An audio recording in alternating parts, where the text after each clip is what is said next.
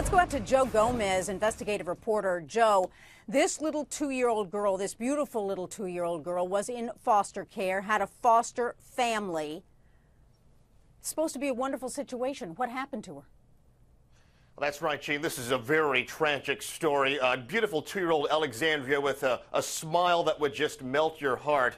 Was supposed to be in a very loving situation with a foster family, but police say that her foster mother, in a fit of rage, lifted Alexandria up and smashed her head against the ground. This led to Alexandria being rushed up to a hospital where she subsequently died. Now, the very interesting part about this whole thing, Gene, is that her foster mother also grew up in a foster home as well. And we find out, Gene, that she had a warrant out for her arrest for writing bad checks. So did somebody drop the ball here? Did somebody not do a full background check to find out if little Alexandria was really going to the loving home that she needed and deserved? Let's talk about this, Matt Zurell, because the foster mother, who is now charged in the murder of her child, had something to say about it. She gave a statement, and she's got another story, right? Yeah, she has given a number of different stories, and the cops, when they looked at the medical evidence,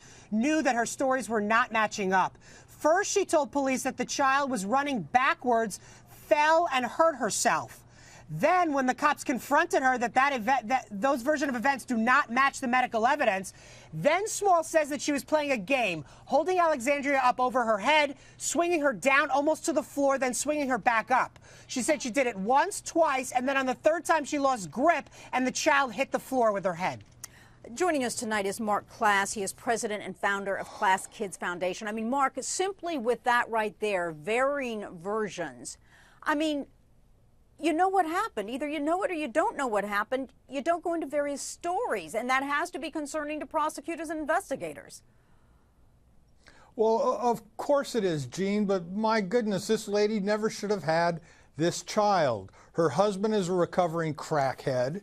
She went through a foster system herself. They don't have any money. They don't have steady jobs. It's obvious that the money that they took for this child was needed to meet their own basic needs. Her adult children have criminal histories, one including kidnapping. This is a systematic failure. This is a perfect example of why sometimes you need government oversight over certain industries and certain institutions, simply to prevent this kind of thing from happening. Everybody failed this little child.